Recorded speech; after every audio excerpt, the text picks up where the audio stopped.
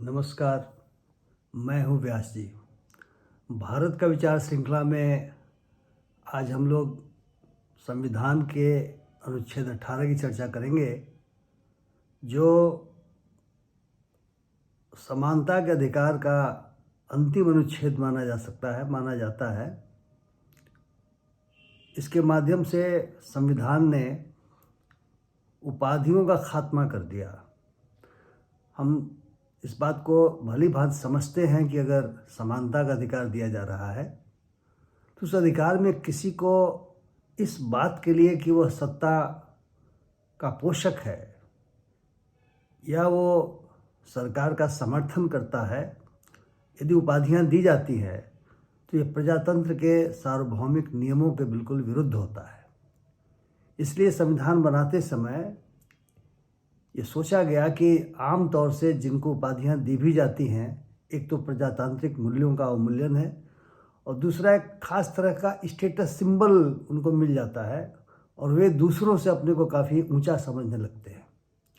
अंग्रेज़ों के समय यानी 47 के पहले जब देश गुलाम था, आज़ाद नहीं था, इंडिपेंडेंट नहीं हुआ था, तो अंग्रेज़ अपने उन शासकों को या लोगों को, शासकों मैंने कहा जो रियासतों के शासक थे या जो ज़मींदार थे या जो ऐसे लोग थे जो अंग्रेज़ों के साथ काम करते थे या अंग्रेज़ों का साथ देते थे भारतीयों के विरुद्ध, ऐसे लोगों को अंग्रेजी सरकार, जिसको ब्रिटिश क्राउन कहते हैं, बहुत सारी उपाधियां प्रदान करती थी। हालांकि उसका अपवाद भी हैं जो मैं आपको बताने जा रहा हूं। खास करके जो राजे रजवाड़े थे उनको नवाब बहादुर, दीवान बहादुर, राय बहादुर, खान बहादुर, राय साहब, खान साहब, इस तरह की उपाधियों से ब्रिटिश क्राउन उनकी लॉयल्टी खरीदता था। यूँ कहा जाए जो लॉयल थे, जो उनके प्रति स्वामी भक्त थे, उनको इन उपाधियों से नवाजता था। इसके अलावा नाइटहुड की भी उपाधि वह कुछ व्यक्तियों को देता था। अपवाद ये रहा कि रविन्द्रनाथ टैगोर को जब उन्हें गीतांजलि के लिए नोबेल प्राइज़ मिला तो अंग्रेज़ सरकार ने उनकी प्रतिभा को स्वीकार करते हुए, उनकी प्रतिभा को सम्मानित करने के लिए सर की उपाधि दी थी। जो नाइटहुड की उपाधि होती थी वो सर की उपाधि होती थी, उसे सर कहा जाता था। और ये नवाब बहादुर, खान बहादुर और ये सारे के सारे और सर भी किसी नाम के पहले या बाद में लगाया जाता था, जिससे ज्ञात होता था कि ये बहुत बड़े लोग हैं जो अंग्रेज़ सरकार इनको काफ़ी महत्व देती है। हालांकि आपको जानकारी होगी कि जब जलियांवाला बाग जैसा विभत्स कांड हुआ था तो रविन्द्रनाथ टैगोर ने उस कांड के बाद जब महसूस किया गया तो गुलामी का प्रतीक है ये नाइटहुड, ये मुझे लिटरेचर के नाम पे दिया गया है लेकिन ये तो गुलामी का प्रतीक है, तो उन्होंने उस नाइटहुड को त्यागा। लेकिन अंग्रेज़ माने नहीं और अंत तक, जब तक वो जीवित रहे रविन्द्रनाथ टैगोर जी, तब तक अंग्रेज़ स्वयं सर कह के उनको संबोधित करते रहे। वो अलग बात है, लेकिन उन्होंने विरोध स्वरूप उस उपाधि को त्याग कर दिया था। लेकिन जब कॉन्स्टिट्यूशन बना तो ये पाया गया कि इस तरह की उपाधियां सरकारों को नहीं देना चाहिए, क्योंकि ऐसा होने से जो स्टेटस सिंबल हो जाता है, कुछ लोग बिल्कुल तन के चलेंगे कि हम तो बहुत बड़े उपाधि वाले हैं, तो फिर समानता के अधिकार का उल्लंघन होगा। इसलिए आर्टिकल 18 यानी अनुच्छेद 18 के तहत, जिसमें उसके 4 उप अनुच्छेद या क्लॉजेज हैं, उसके माध्यम से इन उपाधियों का अंत कर दिया गया। पहला क्लॉज कहता है कि सरकार कोई उपाधि नहीं देगी, लेकिन उसमें ये कहा गया है कि अगर सेना या कुछ एकेडमिक सम्मान की बात होगी तो उसे उपाधि नहीं माना जाएगा, वो दिया जा सकता है। यानी सेना या विद्या संबंधी सम्मान के सिवाय राज्य कोई भी उपाधि नहीं देगा। जो दूसरा क्लॉज है वो कहता है कि भारत का कोई नागरिक किसी विदेशी राज्य से कोई उपाधि ग्रहण नहीं करेगा, क्योंकि देश के प्रति उसकी लॉयल्टी होनी चाहिए, देश के प्रति भक्ति होनी चाहिए। और दूसरा देश अगर आपको देता है तो इसीलिए देगा क्योंकि आप उस देश के लिए कुछ काम करते होंगे, इसलिए इस पर रोक लगाई गई है। और तीसरा क्लॉज ये कहता है कि यदि कोई विदेशी नागरिक हमारे देश में किसी ऑफिस ऑफ प्रॉफिट यानी लाभ के पद पर काबिज है या किसी विश्वास के पद पर काबिज है, कंसल्टेंट बनते हैं, एडवाइजर बनते हैं, तो वह बिना राष्ट्रपति के अनुमति के किसी विदेशी सरकार से कोई उपाधि ग्रहण नहीं कर सकता। इसका मतलब ये हुआ कि यदि आप हमारे यहाँ काम करते हैं, आप कहीं के भी नागरिक हों, तो आप हमारे राष्ट्रपति की अनुमति लेंगे ताकि साबित हो सके कि आप हमारे ही देश के लिए काम कर रहे हैं और आपको जो उपाधि दी जा रही है वो हमारे देश के विरोध में काम करने के लिए आपको नहीं दी जा रही है। आपकी स्वामी भक्ति उस समय जब हमारे यहाँ काम करेंगे तो उसके साथ होनी चाहिए।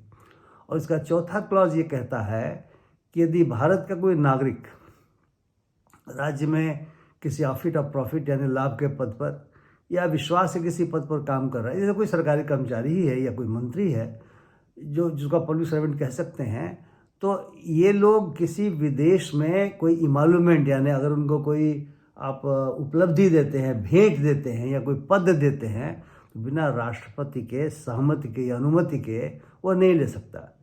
जैसे हम लोग भारतीय प्रशासनिक सेवा के लोग थे, अब अगर हमें विदेश में कोई काम लेना हो तो बिना सरकार की अनुमति के हम वहाँ नहीं जा सकते। ये नहीं कि हमने यहाँ से बिना अनुमति लिए और छुट्टी का एप्लीकेशन दिया और भाग गए, क्योंकि हमें विदेश जाने के लिए भी सरकार की अनुमति की आवश्यकता पड़ती, पद के हिसाब से पड़ती है। अगर ज़्यादा बड़े पद पर हैं तो भारत सरकार की अनुमति की आवश्यकता पड़ती, खास करके अगर आप ज्वाइंट सेक्रेटरी एबव हैं तो आपको भारत सरकार की अनुमति की आवश्यकता पड़ती, और अगर उसके नीचे के हैं तो निश्चित तौर से राज्य सरकार बाहर जाने की अनुमति देगी।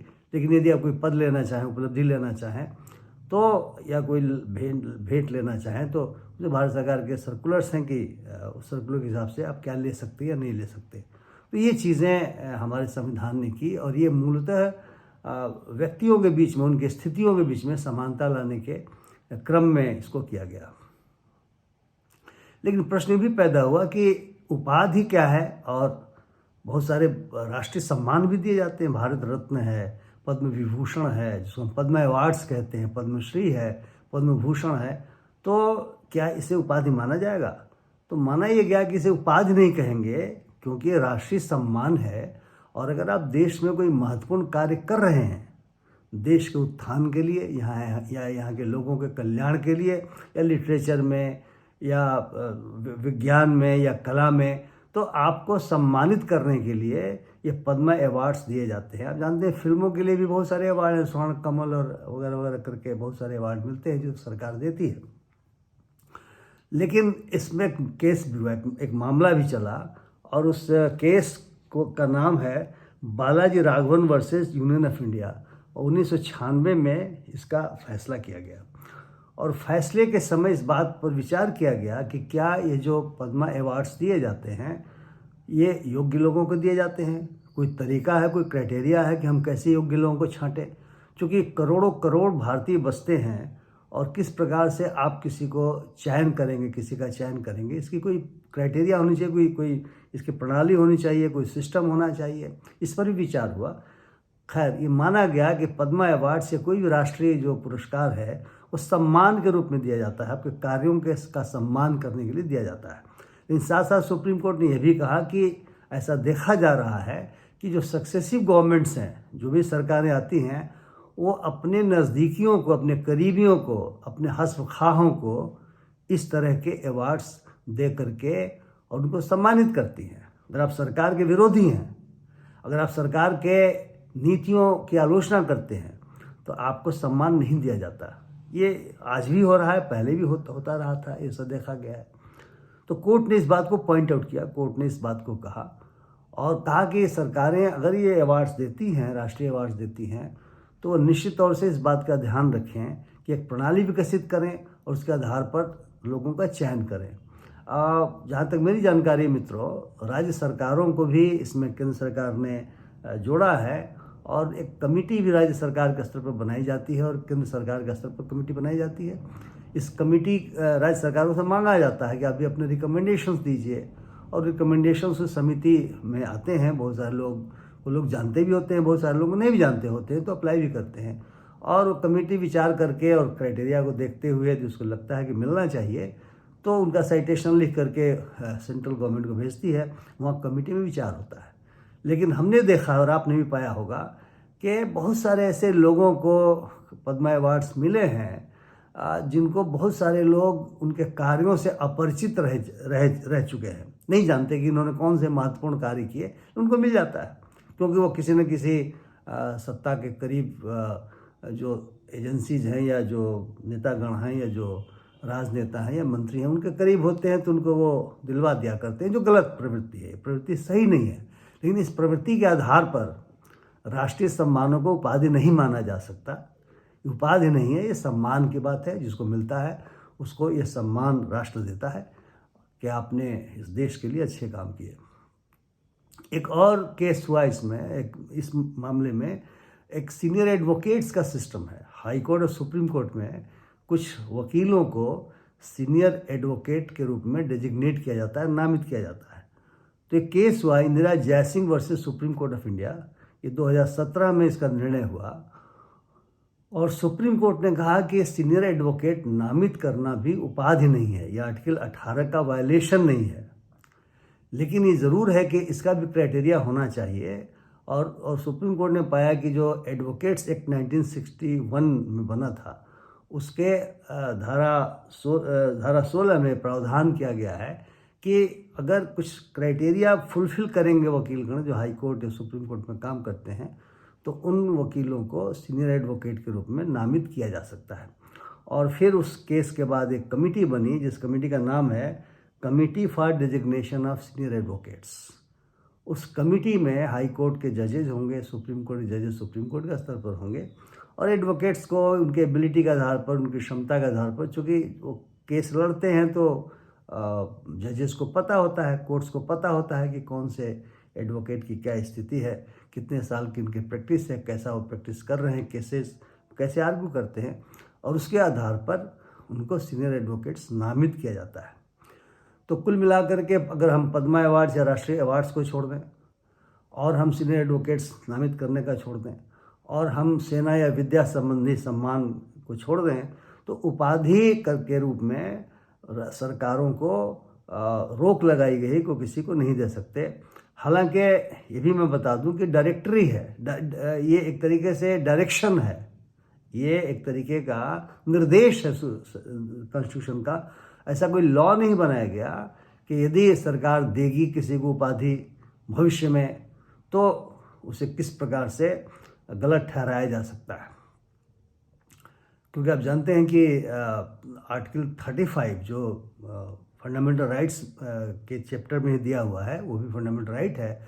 उस 35 के तहत पार्लियामेंट को ये अधिकार प्राप्त है, संसद को अधिकार प्राप्त है कि वह फंडामेंटल राइट्स को कैसे लागू कराया जाए, उसके लिए कानून बना सकती है। किंतु इस मामले में कोई कानून पार्लियामेंट ने, संसद ने नहीं बनाया है।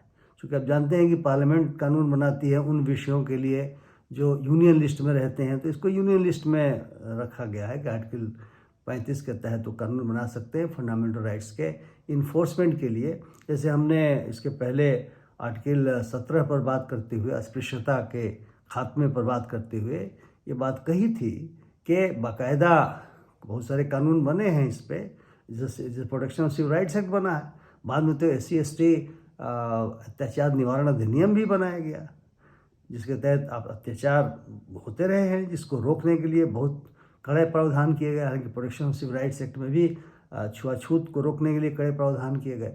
तो लेकिन इसमें लिए कोई कानून नहीं बना है, एक तरीके से ये डायरेक्शन है। लेकिन सरकार को चूँकि उपाधि देना है तो सरकार उपाधि नहीं देती, और विदेशी अगर कोई उपाधि लेना चाहेगा तो निश्चित तौर से ऐसी घटना आने पर सरकार कार्रवाई कर सकती है। लेकिन अभी तक ऐसी घटना संभवतः आई नहीं। उन लोगों को ही मिला होगा वो विदेशी सम्मान जो हमारे देश की नागरिकता को छोड़ चुके होंगे, क्योंकि देश का नागरिक नहीं ले सकता।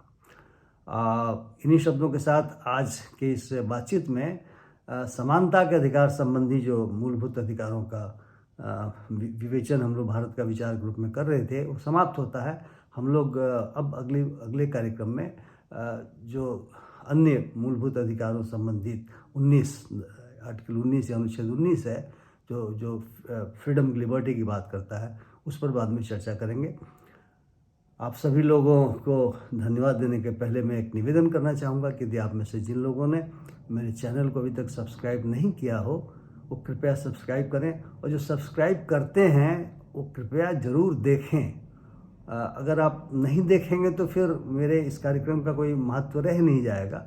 मैं कोशिश करता हूं कि विभिन्न जन उपयोगी विषयों पर अपनी बातें आप तक मैं पहुंचाऊं, और यदि आपको बातें पसंद आए तो अगर आप सब्सक्राइब कर चुके हों या आप वैसे भी यूट्यूब में जा रहे हों, सब्सक्राइब नहीं भी किए हों तब भी यूट्यूब में अगर जा रहे हों, तो कमेंट बॉक्स में अगर अपना कमेंट लिखेंगे तो मुझे सुविधा होगी भविष्य में अपने कार्यक्रम को सही बनाने के लिए। इन्हीं शब्दों के साथ एक बार पुनः आप सभी लोगों को बहुत बहुत धन्यवाद। नमस्ते।